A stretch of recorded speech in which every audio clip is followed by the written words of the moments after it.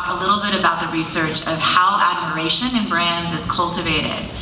One of the things that's most interesting about this is that authenticity, or the feeling that a brand is authentic, drives admiration. And that's a very soft construct, one in which we sort of question, how do you even be perceived as authentic?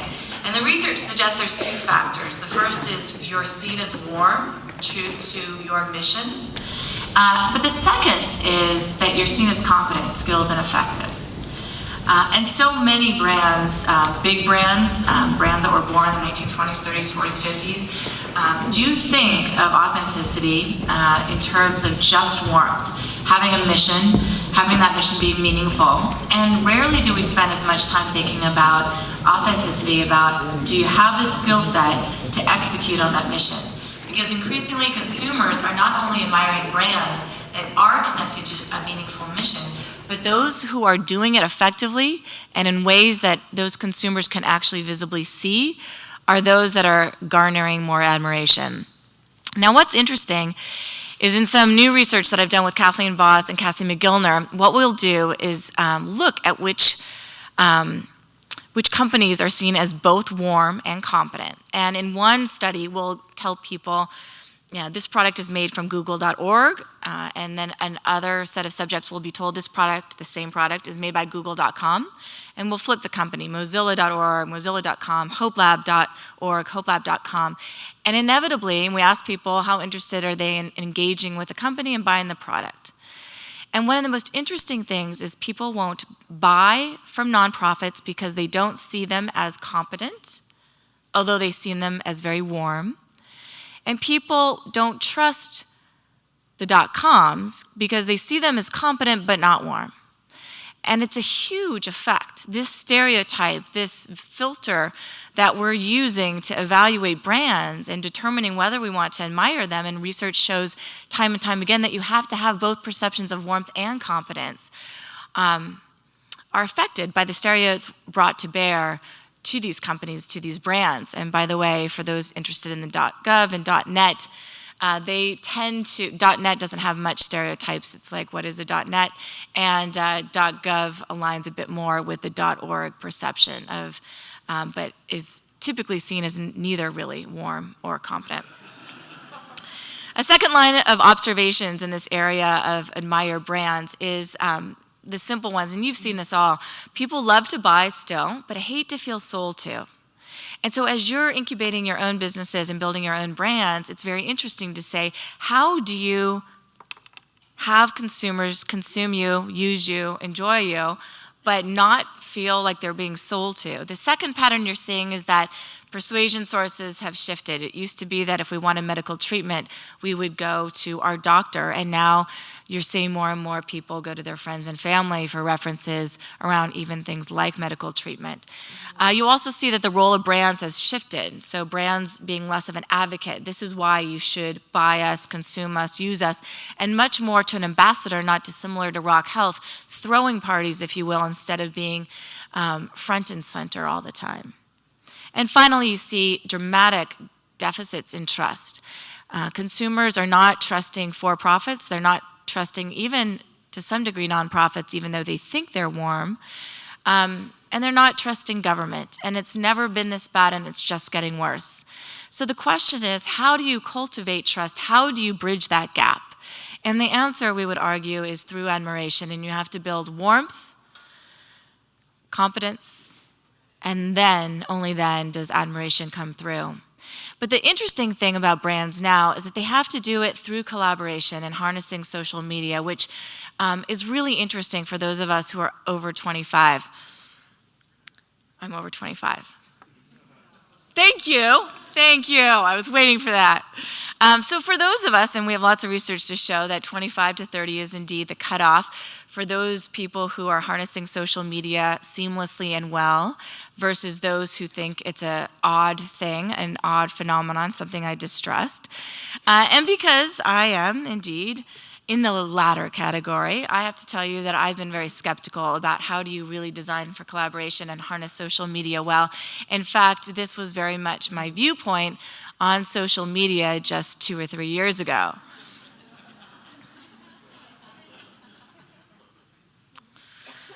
Now this wouldn't be so bad, but I have a husband and he loves technology, and therefore he loves social media and playing around with how do you harness social media to build brands. He was working at Dolby, leading the global brand efforts there a few years ago, and we would have these very odd conversations over the dinner table around the use of social media, where I would say, you work for Dolby, which is a B2B brand. Why would you spend time on social media? And he would say to me, you're a marketing professor at Stanford. You have never been on Facebook. How can that be? And our kids would look at us like we were crazy, and we could not resolve this paradox. Everything changed for me a few years ago. I was teaching a class called Creativity and Innovation at Berkeley at the Haas School, and one of the basic principles of that class is how do you become more creative and innovative? One basic design characteristic of thinking in more creative ways is to reverse the rules. Observing what other companies, brands, people have done in the past, and simply doing the opposite for the sheer sake of doing the opposite. So if Coca-Cola traditionally markets its brand at a high price point with a red packaging, what would you do if you made it blue and you gave it away for free? And in that process of reversing the rules and brainstorms, what you get is a whole bunch of really bad ideas, but so too do you get some excellent ideas. And if the idea of brainstorming is to generate more ideas and then later evaluate them, what you're trying to do is increase the sample size of ideas and then later determine whether they're good or not. So one of my students in the class used that principle to a story that was very personal to him. And at the end of the class, he shared with me that story. His name was Robert Chatwani. He works at eBay, and he's quite brilliant. And I wanted to share with you the story that he shared with me. He told the story of his 32-year-old best friend, Samir Bhatia. Some of you know Amit Gupta, who's also South Asian. Well, Samir Bhatia had a lot of similar characteristics as Amit, and I'll talk about Amit at the end. Samir, 32 years old, social entrepreneur, graduated from Stanford, brilliant, charismatic, got married to a girl named Reena, went to India, got feverish, went into a hospital, and was immediately diagnosed with leukemia. He called Robert, and he told him the news, and Robert, shocked, reached out to their network and learned that another friend in their network, Vinay, was also diagnosed with leukemia. He's a doctor, born here in Fremont, and then in Boston. And he had been for several months now knowing that he had leukemia, and they were working with doctors to figure out how to address this challenge. As some of you know, the estimates of getting leukemia are high, and the rate of death is also in that sort of 50 percentile range, but it depends so much on your ethnicity and whether you find a match if you need a bone marrow. So I'm going to just share the story in silence as Robert shared it with me.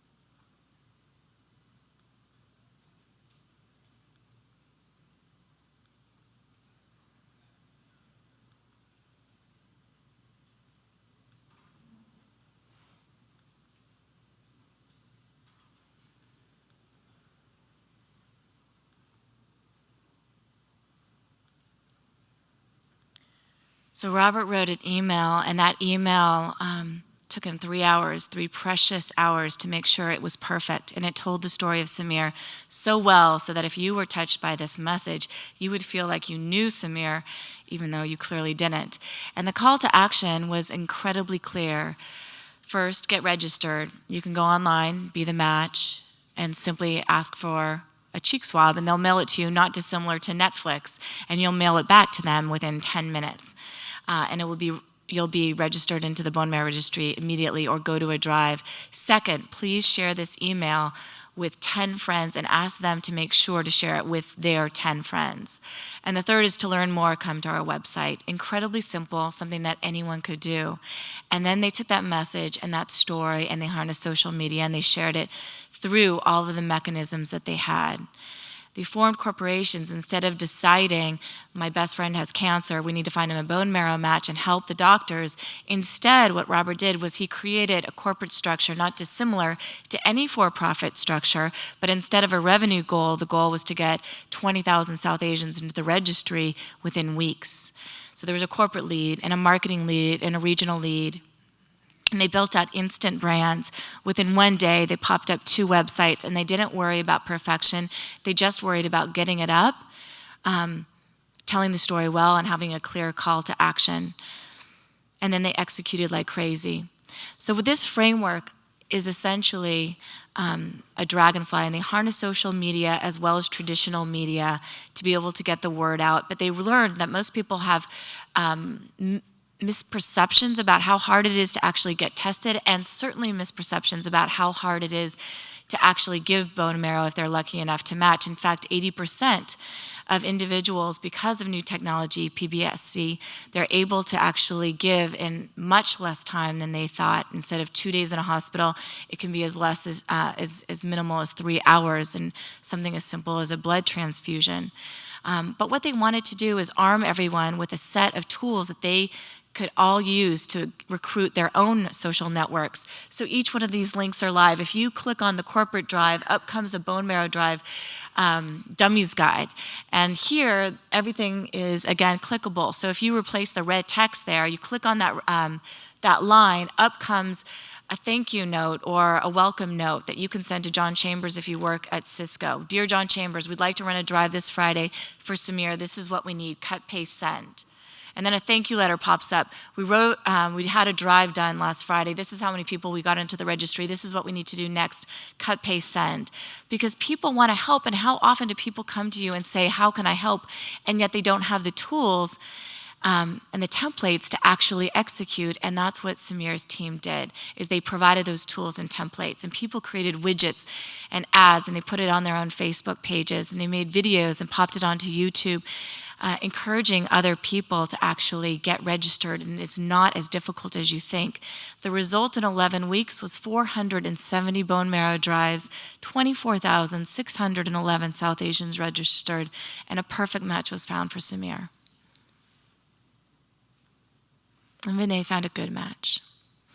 And Samir shared his story from the hospital, and he blogged prolifically because now he felt connected to 24,611 strangers, one of which who matched him perfectly. And he even put his bone marrow transfer onto YouTube so that people could see that the actual transfer process is not, again, nearly as difficult as you think. And the lessons they learned was the power of a single focused goal. So many of us launch our businesses and brands with multiple goals, and yet in this campaign, when you build an instant brand, the power of a single focused goal is amazing. This idea of reversing the rules, understanding how might others address this problem, and then do the opposite. What would it look like to build out 2 corporations instead of just treating your friend as a friend? And telling a good and truthful story, because stories are the things that move people ahead and pull apart the movements that people want to join from those who they step back from. And this idea of designing for collaboration, because Robert knew he wouldn't be able to get 20,000 South Asians in the registry by himself. He knew he needed to design for collaboration. And that's a very different marketing challenge. As some of you might know, Samir relapsed, though, within 3 months of his transplant. He fought hard, but passed on at the end of my class. And this is a picture of Samir and his wife, Rena, at the end, 2 days before he passed on. And they celebrated his life by sharing a memorial service with the world, and they put that global live webcast up, and 6,000 people ended up participating and celebrating Samir. And Vinay had a successful transplant, but also relapsed. He went through alternative drug therapy, but passed on 3 months after Samir did. As many of you know, it's not just whether you get a perfect match, but the speed with which you can get that match that matters. But the reason I tell this story is that out of the 24,611 people registered, 266 people were matched in 1 year alone based on the efforts for Samir and Vinay. That's 266 people who don't just have the gift of hope when diagnosed, they're told you have a match immediately, but they have the gift of time. And in this case, the gift of time is something incredibly, incredibly real. So the final thoughts are that most revolutions are sparked by the actions of a few ordinary people, and that your biggest asset is a very large idea and a clear mind, and to find that ignition point and then light it. And as I was listening to the story, the question is, what can we do to help quickly, effectively, powerfully, harnessing social media? And I went back that day and I told my husband that social media is something, going for it. So what could we do? And we started collecting stories. And those stories were not just of nonprofits doing amazing things in the world like Embrace and Kiva and Charity Water, but of for-profits that are also doing amazing things and connecting with meaning more and more, but they're also competent and can move forward effectively. And the sweet spot really is in these two organizations where a single individual in those organizations moves with warmth and competence. The campaigns that took flight versus those that stayed grounded had some similar characteristics, and I wanted to share them with you before closing. One surprising commonality is that all of these individuals within corporations had 4 activities that were operating in sync, very similar to the Samir case. All of them were focused on a single focused goal. In Samir's case, they did not focus on every single South Asian. The only money they spent was $80 to buy an email list of last names related to Bhatia. And then they aimed that message, a story well told with a clear call to action, at those 80 people and asked them to spread it. And it was through that simple 80 person number that, when amplified, led to the systematic change. And they focused on parents who could connect with this story. All of these campaigns reversed rules and did things in very unusual ways. They made people look by making it more personal and visceral, and they spoke in unexpected ways. They all told stories, because stories, again, are those that move people ahead toward the cause, and they banked those stories, and they used those stories with different audiences strategically, and they all enabled others to act. They made tools and templates, and they had a bias toward action, fueled by a goal that was directly meaningful. The dragonfly is a symbol of happiness, and it stands for transition. It's the only insect that can fly in all directions when its 4 wings are operating in sync. So we call this idea dragonfly effect, where 4 activities are operating in sync. So I wanted to conclude with a simple question of, how do we cultivate admiration? And hopefully the story I shared with you underscores the power of acting nimbly, being human-centered, fostering a culture of optimism, which becomes infectious, designing for stories. And if you do all of those things with a single focused goal, with this idea of reversing the rules, and then also banking the stories that are important to your customers as well as your employees, and then making sure you connect with meaning and enable others to act, that's in fact in the context where admiration is cultivated. And I wanted to share with you finally the types of books that gave rise to the ideas presented briefly here, and I wish you all the best of luck in cultivating admiration. Thanks so much.